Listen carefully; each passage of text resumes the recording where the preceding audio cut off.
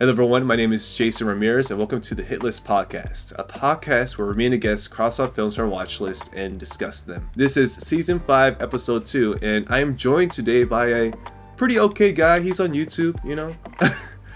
We have Ryan, aka RivalReacts, here with us today. Welcome, Ryan. Thank you so much for being here.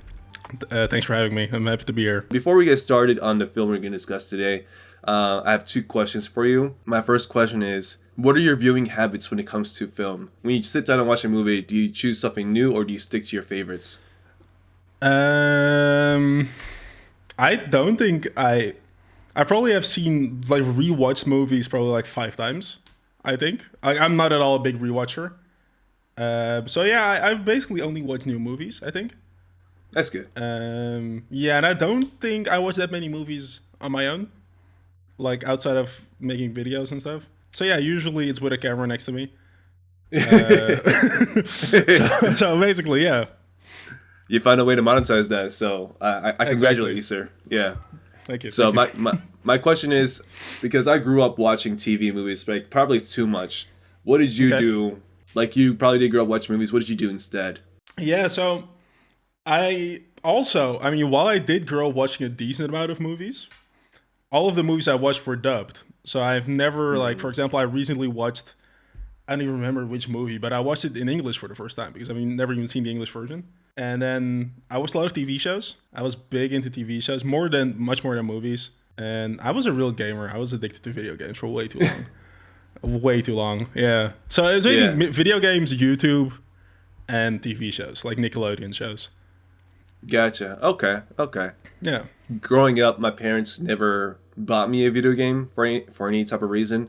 Actually, one big reason is because they knew I'll get addicted to it very quickly, and they were right. Honestly, it's smart. When I got to like 20, I was able to like kind of like live on my own for a little bit, and I had like I used the same PC I'm using right now. I got Steam, and I started playing like BioShock and Middle Earth, those type of games, and I spent a lot of hours on those, and I realized, my parents were right about this. There was a reason. Yeah. No, I wasted a lot of time, like when I should have been studying or whatnot, like in high school. Just I don't know, playing League of Legends and stuff. Like, League of Legends. Wow. yeah, man. My whole 14-year-old self, 13, I was addicted. All right. So my second question for you is, what is your controversial hot take in life? Like, what's just one controversial hot take you have? Just anyone. Right. Look, technically, right? Like, I have a couple. You have a couple? But I think my go-to hot take actually is about today's podcast, technically. Ooh, okay. Because I genuinely believe that the movie that we're going to be talking about today is the greatest movie ever created. Ooh. That is controversial. Listen up. I cannot defend myself on this. Let's make that clear.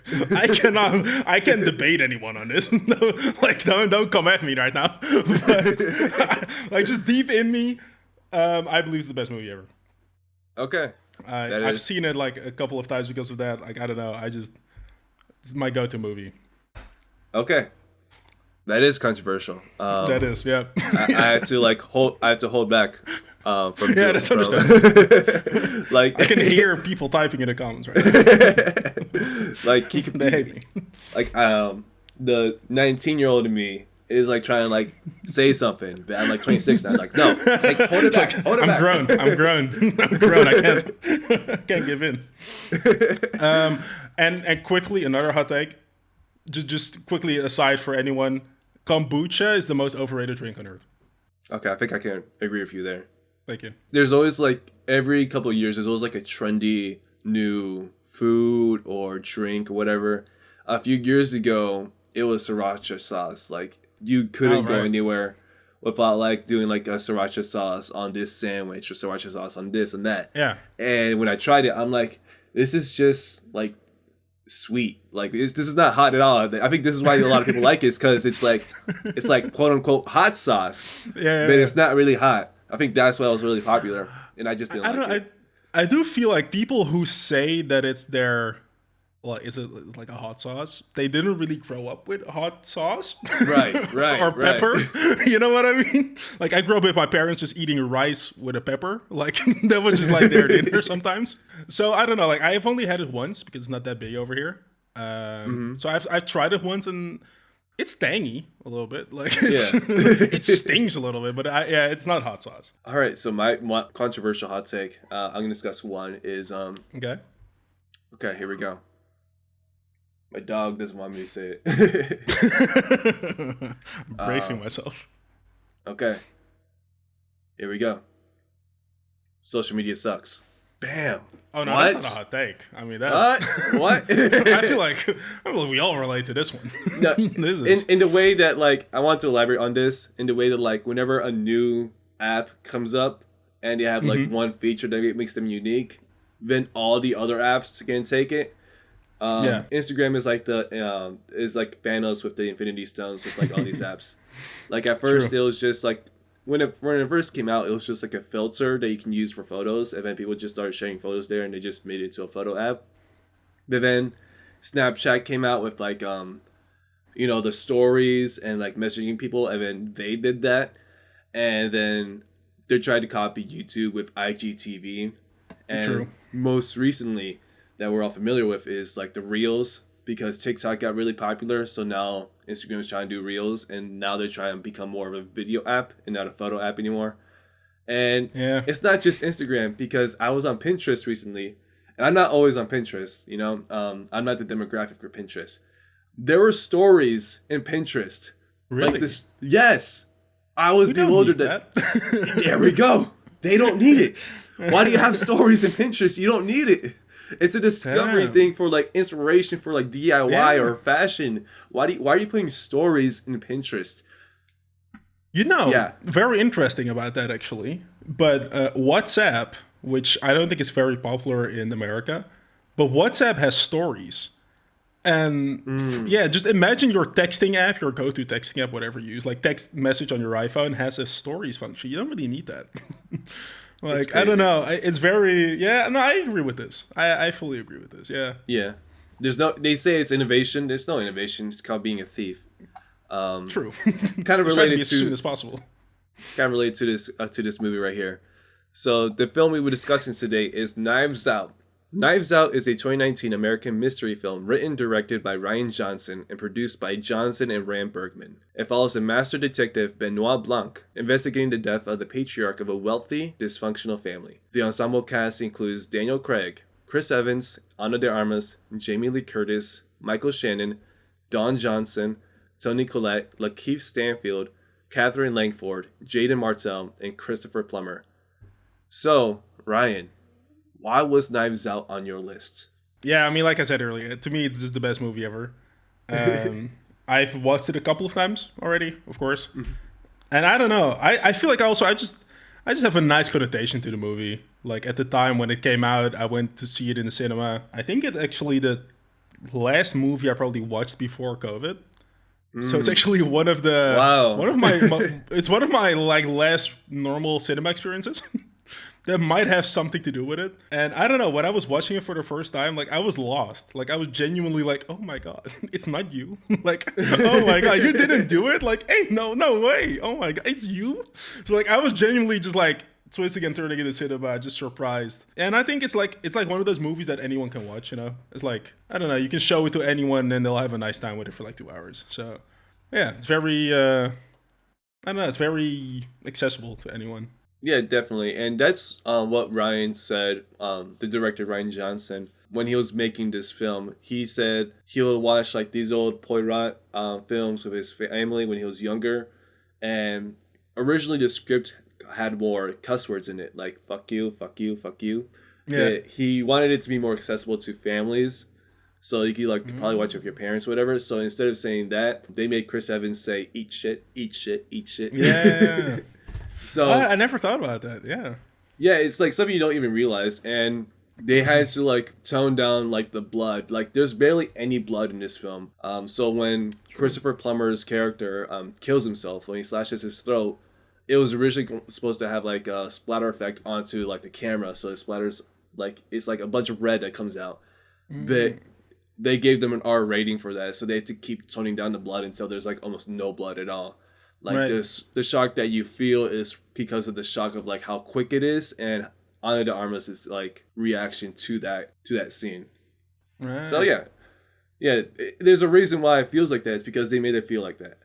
Yeah, that makes sense. Yeah, it is honestly like one of those movies that I would feel comfortable watching with anyone that is like of decent age. Like unless you're like a small kid, you know what I mean. But like I could genuinely just watch this with my parents and be fine. Yeah. Yeah, that's like it's very rare for me to.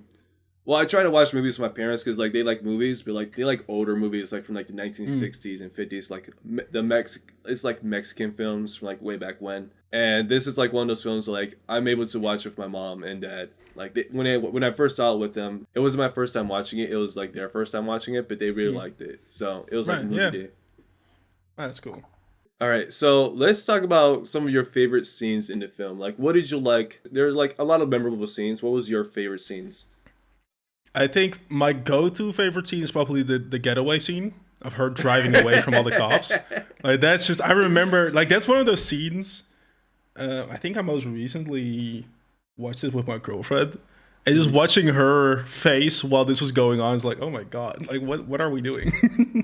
Like you really think this small little car you're gonna get away from all these police cars across the highway, like over a bridge, I think it was. So that's definitely one of them, and I think the Hugh Did It scene when they find Fran like tied up in the back of like the store, I think, and then she kind of falls over and she points at her.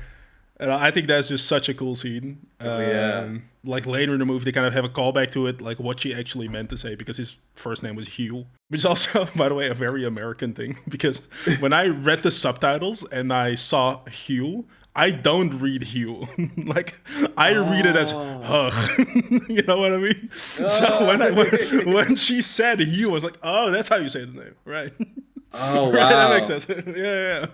So like you're okay. Like my instinct isn't to say the name like that. You know what I mean? Hugh. It's yeah, exactly. Kind of like I don't know, like when I found out that Arkansas isn't Arkansas. Oh, dude, things like that. You know what I mean? It's like I'm not even sure it's still a law anymore, but it's against the law there to say the name wrong.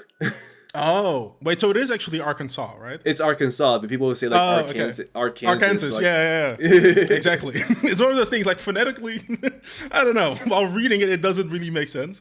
So I know that was a very fun twist for me. I think probably those two. Yeah. Yeah, for me, the getaway scene is very funny. Like just when it finishes, like he said, it's the stupidest chase he's ever been on. Some other scenes I really liked were when they're being interrogated, and they each have their own perspective on how the night before went. Because depending on who's telling the story, they always change who's right next to what's his name? I just Harlan? say Christopher Harlan. Yeah, right next to Harlan. Because I'm like, wait a minute, that wasn't the way it was when this person said it, and it's just very funny. And they also like whenever they talk about Anna's character, they always say she's from a different country. I think they said 4 different countries, and I was like, I actually had to Google yesterday. I think before this, I was like, where actually is she from? Because I've heard like 4 countries in this movie.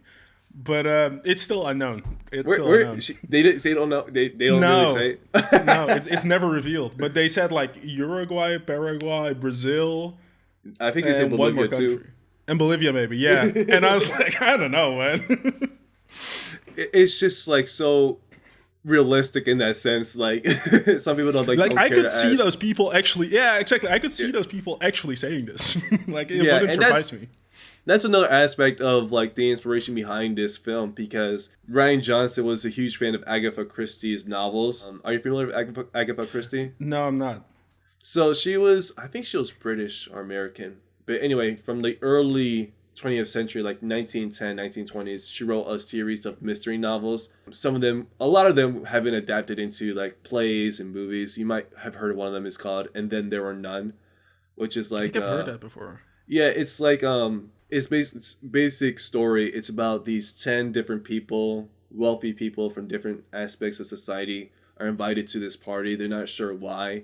They don't know each other's names, and then one by one, each of them is murdered, and they don't know who's doing it, and it's actually one of them that's doing it. And that's as much, even though it's been out for like over 100 years. I don't want to spoil the end. But yeah, that's been adapted several times. And in each of her books, she was a very political person, but she always like wrote the characters as if they're discussing things that's happening to them like in the current time. So like in the 1920s, they'll talk about stuff that's happening in the 1920s. So when they made this, so when he's made this film in 2019, they're obviously gonna have to talk about stuff that's going on in 2019, which is like immigration and people being racist and shit. Like it's just more realistic. The little kid as well. Oh my god, that the was little kid who's like in the bathroom, like on Reddit or something. Yeah, yeah. That makes sense. Yeah. So I think I heard a lot of people say that it felt very topical. Like it was very 2019 without being one of those social media movies. You know, it's like definitely talking about posting TikToks or something. Yeah. So yeah, and it's even like a little, even though TikTok still existed then, it wasn't as popular as it is now. But yeah, it's very topical. That's the whole thing about that. Yeah. What was another favorite scene of mine? I had to think back. I literally just watched it before I got on this call. Okay. Oh yeah, when Benoit he realizes he solved the case. He's like, like in the background because Anna's about to confess. She's about to confess like she killed him by accident. And he's like, "Excuse me." That accent, bro. Yeah, that accent. Excuse me. Excuse me. And the thing is, what I found very bewildering about this, that like they had like two different cameras going on. One camera on the family, the other camera on the dog, and shooting at the exact same time. So when he said, "Excuse me," and the dog went like, "Huh?" That was the actual reaction of the dog. And it's also the first time that Daniel Craig did that, performed in front of them as that character. So they're all just like, oh, it's that type of movie. Oh, all right. Okay. It's a huge contrast to like other mystery films, because usually in other mystery films, the audience is the one that's gasping, right? That the detective is like solving the case. But in this case, the detective is like, "Oh shit, I just solved this." Yeah. So yeah, that's some of the other scenes. That's a good one. Yeah, and you said this is like, you said best film ever. Why? Yep. Sorry. You said it's one of the best films ever. That's your controversial hot take. Do you know why? Yep. No. Trust me, it plays into the fact that I haven't seen that many movies in my life. So don't get me wrong. Okay. But no, I don't know. It's I also make people watch this movie. Really? Like my dear friend Rebecca Rose, I made her watch it, and she made a video. It was like, good. You should have watched it. I'm proud of you. Thank you for viewing.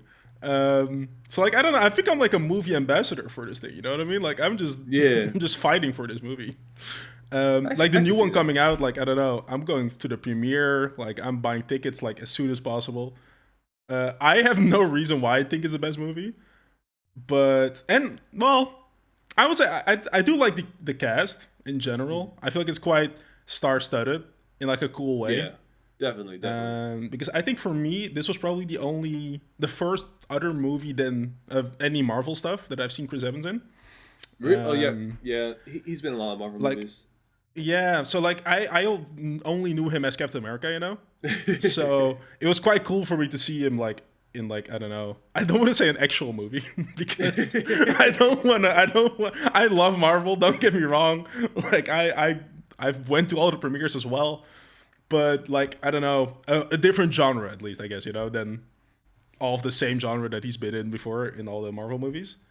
So this is also my first introduction to that, and I like Under the Arms as well. I think she's super cool, super good. She's very beautiful. Yes. Yeah. Just in general, I know there's actually some like, for example, Jamie Lee Curtis, like that's like a legendary person, but for me, I don't know. I don't really know. So I was like, hey, y'all are kind of cool. Like you guys add to the prestige of the movie. You know what I mean? Without it really weighing in for me. So for me, it was also seeing a movie with all those people in it for the first time as well. So yeah, I don't know. And Chris Evans in a sweater. That shit hit different. That hit, man. That guy in a sweater was different. Trust me. He got me on Zara afterwards, man. I was on Zara looking for a sweater. Yeah, no, I think it's just all in all, just fun. Yeah. Yeah, I like that. My thing is, when I first watched this movie, because my friend highly recommended it to me, she had a really good time watching this movie. She kept like tweeting about it. And the thing with me is, I don't like watching a movie that gets like way too popular very early on. Like as soon as it's out, it's popular, because usually I'm not a big fan of those movies. I think I've mentioned it before in this podcast, but that's how I am. Like if like Bridgerton, right? It had like an extreme response. It seems like something I might watch maybe eventually, but I didn't watch it because there was just too much reaction to it. If that makes sense. I don't know. Okay. I don't know if I'm wording it right, but I think you get a feel of what I mean. Yeah. So I that's why I didn't watch Knives Out. But my friend highly recommended it to me. I saw it, I liked it, and I told her. She said, "What you think?" Like I thought it was really good. But it's not like anything I haven't seen before. Okay. It's like something I've seen before, because, like I said, growing up, I watched a lot of TV and movies. Most of them were mystery. I love mystery movies. I love the whole whodunit genre. Actually, I have it right here. One of the inspirations for this movie, Columbo. Ah, cool. I have heard of this before, but actually, fun fact: whodunit is not a genre here, if that makes sense. So for me, this is the first time I've ever seen a whodunit. And then in all the recommendations on Google, they show you all the other things, so also Columbo. But there's just a whole list of whodunit series and movies, and I was like, oh, this is a thing. Yeah, it's wow, yeah. It's a niche. It's a niche that exactly. I didn't know was not over in Europe, but I guess. Yeah, I'm not sure. It might just be me just, I don't know, just not being aware. But I think that also probably weighed into me getting surprised by everything, if that makes sense. Yeah. Because I haven't seen this stuff before. So yeah, but that makes sense, especially if you're more familiar with it. Because I feel like you can only do that many twists until the twists are empty. Like you can't really do a twist anymore without it being predictable. Yeah, and that was my thing too, because I'm not sure if you're familiar in anime manga called Case Closed. No. So it's a very old one. It's kind of like One Piece in the fact that it's still going, even though it started in the 90s. It's about this teenager. He was like a genius detective because he was raised by like detectives. And then so he witnessed like a crime, and then the gangsters gave him like a drug that turned him automatically into a kid again. He moves in with his best friend, whose father is also a private inspector, a private detective, but he's terrible at it. So he has like his mentor, who's an inventor, kind of like Doc from Back to the Future. Yeah.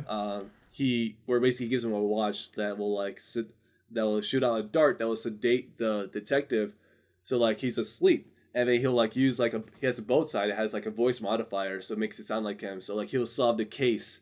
Like he'll like, hey, this is how we solve the case. Like so, like Detective Moore, which is like the guy's name, is like he looks like he's asleep, right? He's sitting down, like this is like his movement, like solving the case, and right behind him he's like the kid. He's like doing a voice modifier, like solving the case. Like this is how it happened. That sounds really cool. It's a very unique show, and I really liked it. I read the manga before I watched the anime. And the manga is more creepier because it's in black and white. And there was this one episode or chapter where they're at a mansion and someone's hosting a party. Similar concept as I told you before about Agatha Christie. Yeah. And then the bridge to like get off is destroyed during a storm, and there's someone like chopping people there, and they don't know who it is. So it's like that whole thing. So like I'm familiar, and this is like an everyday thing with the Case Closed. Like there's always solving murders. And then I watched this movie called Clue. It's based off the board game called Clue. And it's a 1985 movie. It has like a cult following, it's very popular amongst a certain amount of people. And I saw Clue many times beforehand. Okay. So as much as I've seen other stuff, like what I did like about this movie is that it follows someone who we think is the killer. But we don't want her to get caught. Yeah, she's I think I wrote this down. Technically, like, you watch like, I don't know, the first 1.5 hour thinking she's a criminal. Like, Yeah. you just think like, I'm rooting for you, but you did gotta kill a guy. You know what I mean? And Yeah. it's the same thing with it's inspiration for Columbo. So with Columbo, they show who did it the first 10 minutes. Like they show first 10, 20 minutes, they show who committed the crime, why they did it. And then Columbo, Detective Columbo, he comes in and he's trying to solve the case. Like the audience knows who did it, but we want to know how Columbo is going to figure it out for himself. And then he always eventually solves it. But it's very interesting because we want the killer to get caught. We know how they did it. We just want the good guy Columbo to solve it. And in this movie, it's reversed because we like Anna's character. We like her. For the majority of the film, we believe that she accidentally killed him, when in fact it wasn't her who did it. It was someone else. But like she's the killer, quote unquote. But we don't want her to get caught, and the antagonist is the cop who's trying to solve the case, who's not trying to find the killer, but also find the truth as to like what really happened. Yeah. So that's a very unique take on the genre that I'm very glad Rian Johnson went with this. Okay, good. See, I mean, that is an extra argument towards it being the greatest movie ever. I'm just taking that from now on. I would just be like, hey, actually, it's quite unique within the genre, guys. Fun fact: if you ever seen Clue or Columbo, I mean, I hope this makes a case for you to watch Clue. it did sound very interesting. Yeah, you said 1985. Yeah, 1985. It's a very good film. I really like it. Okay. Have you ever seen Back to the Future? Yeah. It has Doc Brown in there, Christopher Lloyd. He's in Oh, there. cool. Okay. And this other guy, I forgot his name. Wait, 1985. If you ever seen Scooby Doo? No, he wasn't in Scooby Doo. Wait, how old? How old is Christopher Lloyd? So that's the thing. That's the thing, because like when he was in Back to the Future, he was like 40. Yeah. So like he looked older. Wait, sorry. Let me quick. He's like is this man? 80 or 90 now. Damn. Oh, that's a legend. That's a gem. Damn. Because I like, if you're of age to be acting in 1985, you gotta be like, Yeah. you know what I mean? Oh, Tim Curry. Tim Curry's in it. Do you know Tim Curry? No, I don't think so. Have you ever seen Home Alone 2? Yeah. Do you know like the concierge guy? Wait, let me Google. Let me quickly. Oh, yeah. I've definitely seen his face before. Yeah. Yeah, he's in there too. He's really good. Okay, cool. You should watch Clue for YouTube. And it's perfect for spooky season. Sounds good. You heard it here first, folks. I inspired Ryan to watch Clue for the channel. If it shows up, I'll have to give credit. I mean, honestly. You heard it here first. You're welcome. Yeah. Do you have any more things to talk about the film? I think I have two things. Okay. Three things. Yeah, three. One thing that I found out is actually like during filming that happened. So when they are reading out the will, and the will goes over to Martha, they turn around and they kind of start like cursing out like her, like after she gets the house as well. Yeah. And then a line comes out by the little kid, and he said, and I quote, "You had sex with my grandpa, you dirty anchor baby." And apparently this is completely improvised. Yes. And then they refilmed it to like make it properly fit the scene. Yeah. But that was just, and I remember hearing that. And I was like, that's an interesting. I think that someone also said like, you were boinking my dad or something. And she was a lot more smooth with it. But so yeah, finding out that was improvised surprised me, because I was like, how did you just whip that out on the just right there? I also learned about this in the commentary. So that actor who said that, Jaden, he came out with that. He was saying it, but like no one heard him. But Michael Shannon, who played that character's dad, he heard him say that, and then he said to Rian Johnson, like, "Hey, Jaden has a really interesting line. You should like record that." And then they recorded it, and they left it in. Yeah. So props to Michael Shannon, General Zod, for sticking out for Jaden. Yeah. He's got a good ear. Okay, so I have two more things. The vomiting. We could have done without. We could have done something else. She could have turned red. She could have, started sweating. I don't know. I did not like the vomiting. No. It's like it's very disgusting, but it's like a very obvious tell. So like, true. I think in a way, while it is disgusting, we can automatically like tell when she's lying, because like when someone's sweating, they can just like, oh, is that hot? That is true. That is true. Is it hot? Like, Yeah. I have a condition, but like with that, she cannot lie. It is like an immediate tell. That's true. That's true. Very. So like when she finally does throw up right in Chris Evans' face, they're like, oh, she was lying. Yeah. Because if she was just sweating, like, wait, why are you sweating? Like, are you nervous?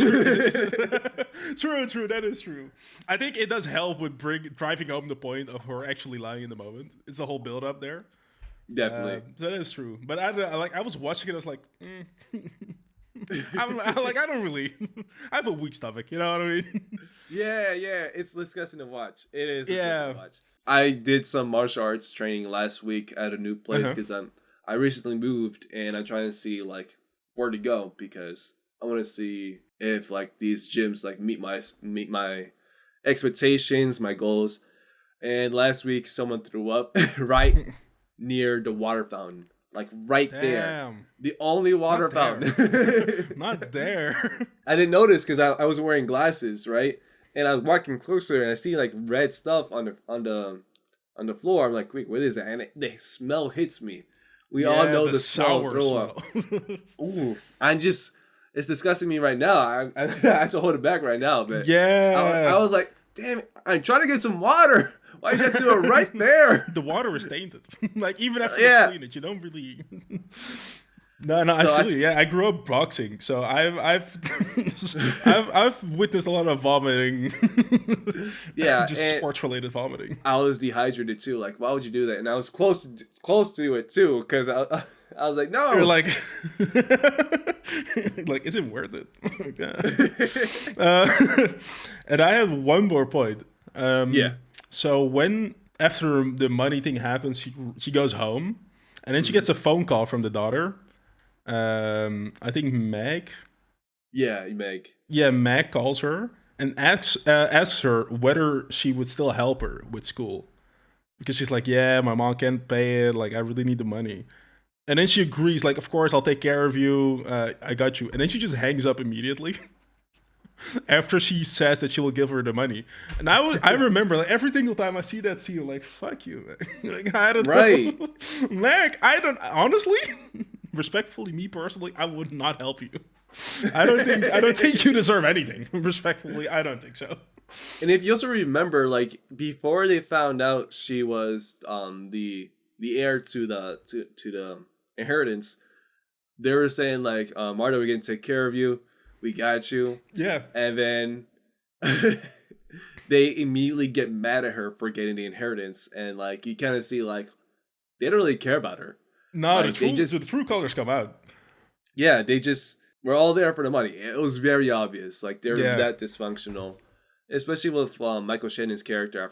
I keep forgetting his name. I just think of him as Michael Shannon. Like the guy with the cane. The son-in-law? Or no, I think that was one of the sons. Oh yeah, his son. Yeah, I remember. Because he was trying to get the rights to like the stories or whatever, and then the publishing thing. Harlan said like, you need to make a name for yourself, and I should have told you this much sooner, but you need to make a name for yourself. I'm not giving you this. So it's like, damn, like, ooh. Yeah. You should have told him that a lot sooner. A lot sooner. Yeah, I think that actually on top of my list, the first thing I wrote down is the Trombi family is screwed. This family is just dysfunctional as hell, man. Oh, yeah. Yeah. Yeah, and that's what I like about this movie, is because like, you really see they're making fun of the family most of the time. True. And deservedly so. Let's talk a little bit more about how this movie was made. Most of this is from Wikipedia. Most of this is just like knowledge I received over the years I cannot cite. So if you're gonna like correct me in the comments, thank you. I appreciate you. So after making the 2005 film Brick, the writer and director Rian Johnson came up with the basic concept for Knives Out. And in June 2010, he expressed interest in making an Agatha Christie-inspired murder mystery film. And he told The Independent that he wanted to make the film after finishing Looper, which was released in 2012 with Joseph Gordon-Levitt and Bruce Willis. However, his next film project became Star Wars: The Last Jedi, one of the most controversial films in Star Wars history. I'm going to put this out right here. This is just Jason Ramirez speaking. I like that movie. I don't understand the hate for it. That's it. Same. I can vouch. That's it. I enjoyed it. Johnson then spent 7 months writing the script after finishing his press tour for Star Wars: The Last Jedi. And he cited several classic mystery thrillers and mystery comedies as influences for the films, including The Last of Sheila, Murder on the Orient Express, Something's Afoot, Murder by Death, Death on the Nile, The Private Eyes, The Mirror Cracked, Evil Under the Sun, Death Trap, Clue, and Gosford Park, and the 1972 version of Sleuth, a favorite whodunit that was also inspiration, particularly for the setting and the set design. And this movie is the first time he shot digitally and not with film. He's getting with the times, man. Yeah. He's getting with the times. Finally. Damn, it's 2019. But yeah, that always like bewildered me, just because, not bewilders me, but whenever I think about it, the reason why films kind of suck now in Netflix and like those streaming services is because you can see the result immediately, like right then and there when you're shooting. So you don't really care, you don't really put as much thought and care into what's going on. Whereas when you're shooting with film, the earliest you could see the footage is the next day. And so you have to be even more careful to make sure that you're not wasting your time, that you're actually doing correct measurements, like doing tape measures to see if the shot's giving a focus, that you put in like the correct amount of lighting, that you calculate everything, and you put more thought and care into it. So that's what I like about shooting with film versus shooting with digital. They each have their pros and cons.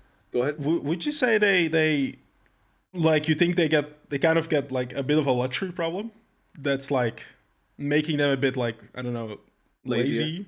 Yeah. I would say that. Yes, for sure. And I don't see that in this film because Rian Johnson has that experience of working with film. So he knows exactly what he's doing. He's been doing this for years, you know. He knows what he's doing. Whereas newer filmmakers grew up the luxury of smartphones usually or video. And now with DSLR cameras and mirrorless cameras, they don't really worry about this stuff because they can fix it in post. But take some time and care into the shot, man. Just do that. Right. Don't do what I'm doing, where like this is not the best. Do what Ryan's doing right now. Look at his camera. Look at his screen. Hi. He's in focus. He's using that camera. Back to filming. So principal photography began on October 30th, 2018 in Boston, Massachusetts, and wrapped on December 20th, 2018. And other filming locations in Massachusetts included Berlin, Easton, Marlborough, Natick, Wesley. Yeah, I think it's Wesley. Maynard, Waltham, and Medfield. And the exteriors of the house were filmed at a mansion located in Natick, about 17 miles west of Boston, and the Ames Mansion in Borderland State Park, Massachusetts, were used for the interior shots. So, they weren't the same house. Actually, the exterior shots of that mansion, they're not revealing the location of it because the owners of it are very private and want to keep it private. So if you want to look for it, good luck.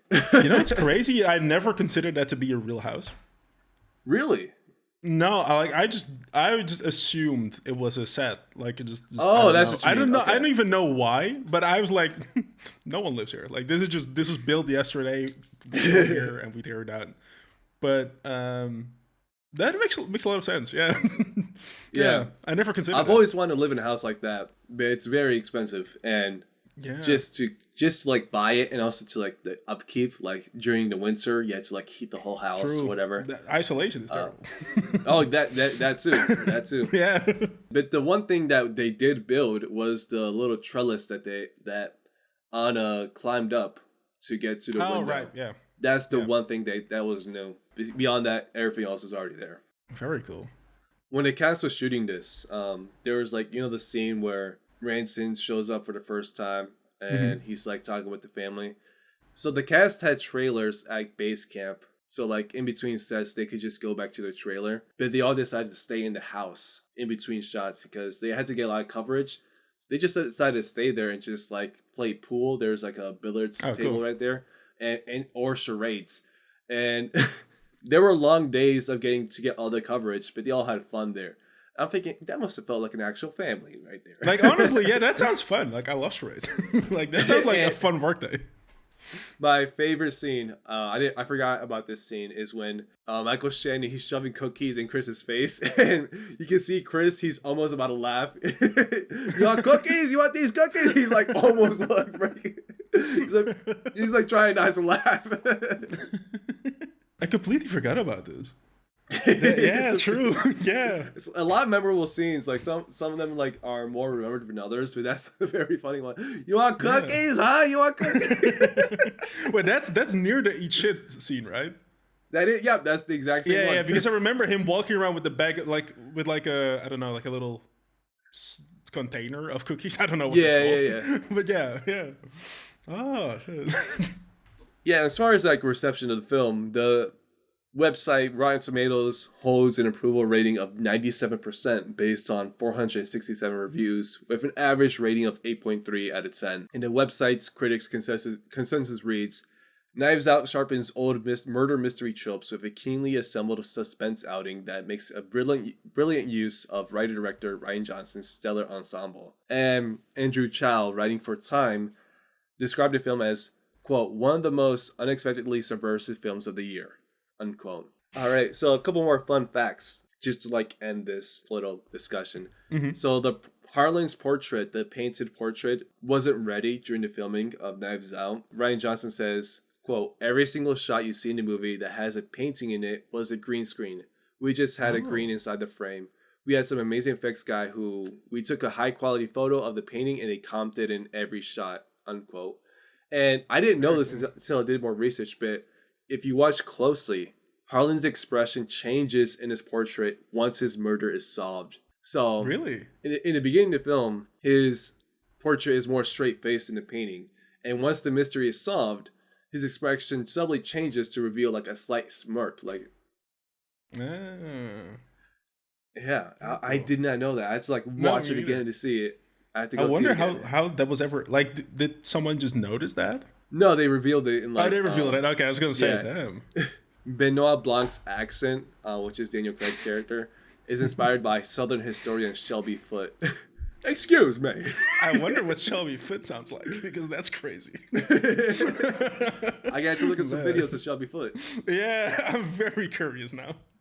And the last fun fact that I have right here is much of the artwork in the mansion features skeletons and skulls, hinting at the Latin motif Memento Mori, translating to remember you must die. And someone did die. A couple of people did die. Oh, damn. So true. Yeah. RP friend. She got done dirty, honestly. She got done so dirty. She was collateral damage, man. Yeah, it's so sad. It's so sad that like she was kind of an idiot too, of like meeting at a private location. True. Like she was just she thought she could do this on her own. She's like, I got this. Oh man. And she was quite cool also. Like she was quite nice to Ada as well, or Martha. Like I think they also set her up as a nice person before she died. I remember like with like the weed when they were smoking in the house. Like she was there with them as well, I think. So like they set her up super nicely. And then that's the one person who also dies. Yeah. Very sad. Makes me wonder like how Glass Onion will go like, because I know it's just true. It's like the franchise is more focused on Benoit Blanc. Mm-hmm. But I'm really curious as to how that. I don't even know what the movie's gonna be about. Like I know it's gonna be set in Greece or whatever. Other than that, I don't know anything else. Yeah, I recently watched the trailer, which I never do, but I was like, this is my thing now. now that it's a franchise, I'm the Knives Out guy. So then I watched the trailer, and there were so many actors in it again. But I was kind of thinking while I was watching it, it would have been cool if Ana de Armas kind of joined him like as an, I don't know, like as a partner now. It doesn't make sense because she's a multimillionaire now. She doesn't have to work. Right. But it would have been so cool if they like teamed up and they start solving crimes together. I don't know why, but I was like, you know what? it doesn't make sense, but I would have loved it. You know, like a sidekick. true. Yeah, exactly. I would have liked maybe like a cameo.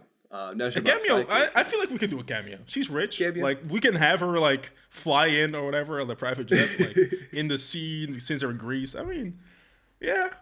Yeah. You know what? We should be running Netflix, man. Ryan Johnson, hit my line, bro. Let's talk. Let's talk.